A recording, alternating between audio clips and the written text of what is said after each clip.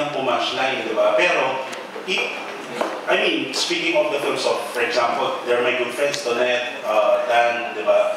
And of course, the film of Inang, di ba? Importante ang characterization eh. At doon ako happy, I would say, this film, maalala talaga ng mga tao si Rocky and Rich. And makalimutan man nila yung lines, ang hindi nila makalimutan yung naramdaman nila. Mas, I think yun yung priority ko. Kaya sobrang mabusisi ako sa kanila, ask them. Sobrang din silang mabusisi. Kung minsan happy na ako, tapos hihingi sila ng isa pa, kaya pa eh, ganyan eh. So parang binibigay ko yun sa kanila kasi ibig sabihin nung nagtutulungan kami, we have the same goal. Tapos binabantayan din namin yung isa't isa kasi tingin ko, kaya ako open to suggestion eh. Kasi pwedeng mali ako eh. Diba? Pwedeng hindi ko nakuha yung, diba, sa unang tingin, yung tamang timpla. Tapos ang ganda kasi may sequences kami dito na hindi na namin sasabihin kung ano. Pero hindi yun yung dapat nasa script. But because of forces of nature, halimbawa, umabagyo sa labas, kailangan namin pumasok, pero lalong gumanda yung eksena. It became one of the best scenes in the film. And for me, hindi siguro aksidente yun, no? Yun yung nagagawa ng pareho kami sa isang page. I guess, sabihin na natin, the big force of creativity is coming from, is telling us na as long as magkatulong kayo sa isang goal, any problem, any accident can be made into something beautiful. Kinatingnan sila, pumapak sila sa mga beans, di ba? Pero feeling ko nakatulong for some reason.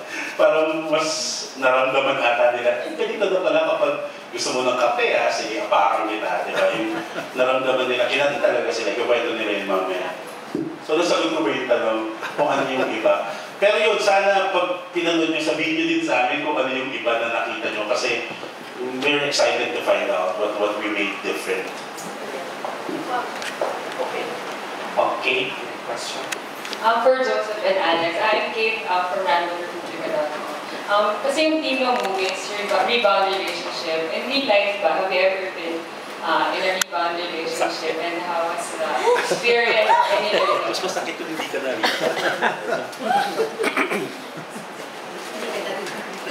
Ako, I have experience because naman, ano ba lang ako na college student. Because hinayaan ko din naman, alam ko din naman talaga na hurting pa siya. Pero hindi naman naging kami. Like, naging ano lang ako, shoulder to cry on, naging malaking butas. First stage. Yes, the first stage ng pagiging rebound. Alam mo yun, kahit na ina-expect mo naman na talaga mas may feelings pa siya dun sa isang tao, hoping ka pa rin in the long run na ikaw ang pipiliin.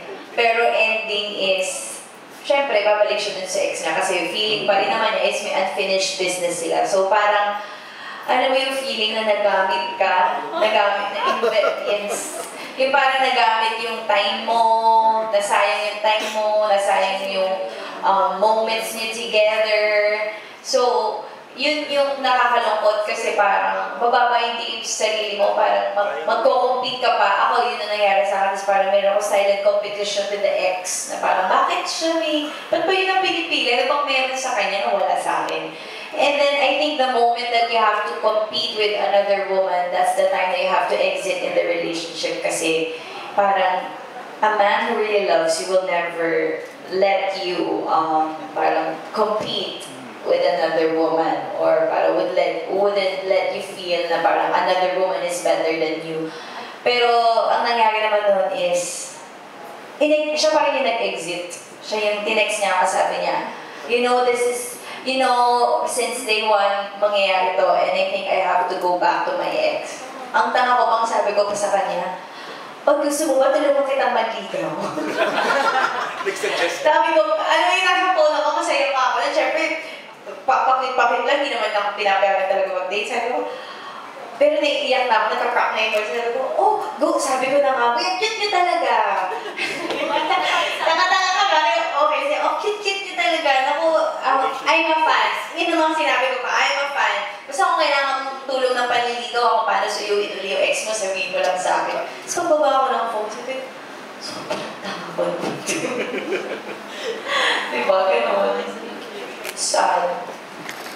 Ako naman, luckily, hindi ko pa naman na-experience na maging rebound. Siya daw yun ang rebound. Ay!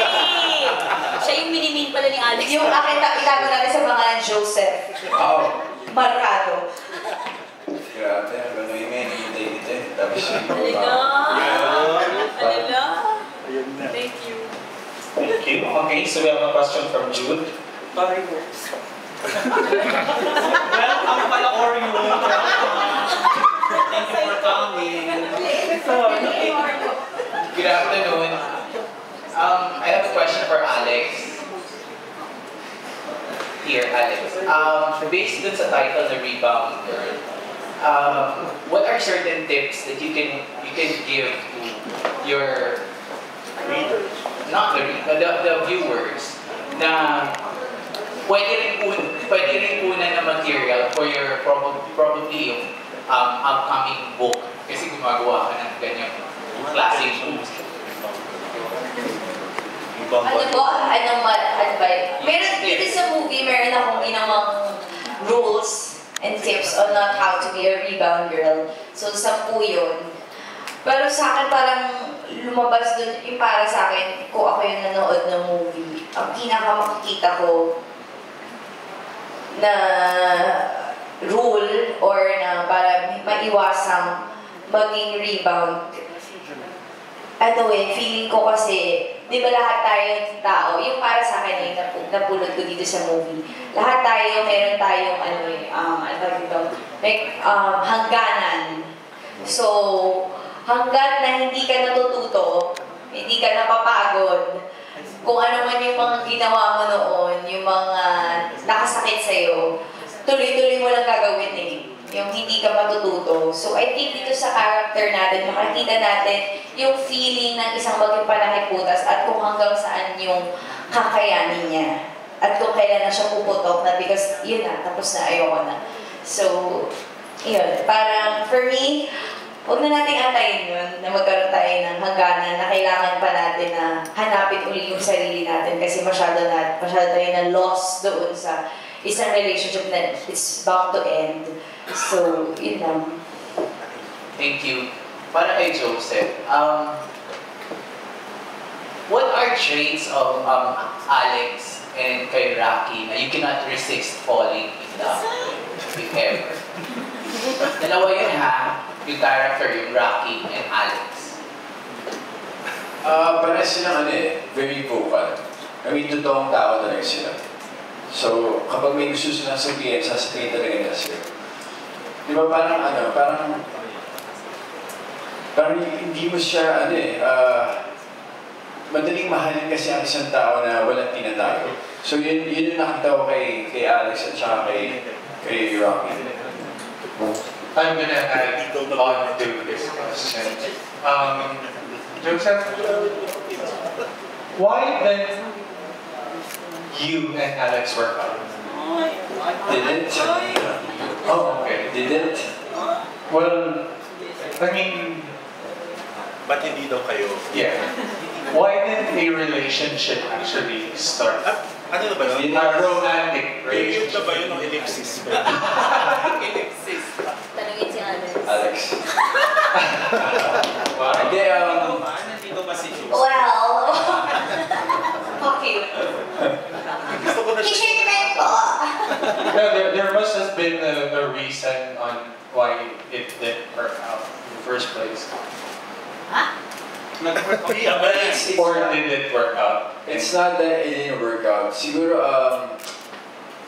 Was never given a chance. yun, parang ganun. Hindi mo siya binigyan ng... Parang yung isa nag-try pero hindi pa So, sino nag-try? it's not yet the right time. And sabi nga namin, napag-usapan namin na if you're gonna enter a relationship, dapat hindi talaga fina-force yun.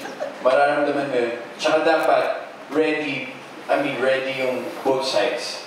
Diba? And yun nga, since we're working together, tsaka madalas ko siya makatrabaho, somehow, ayaw din namin masira yung what if, diba? What if hindi mag-work, tapos, baka masira yung relationship namin sa to each other. Kaya, very, kami, how do I say this, maingat talaga kami especially ako sa mga actions na ginagawa ko for. But right now, we're friends and But na-experience mo na ba yun sa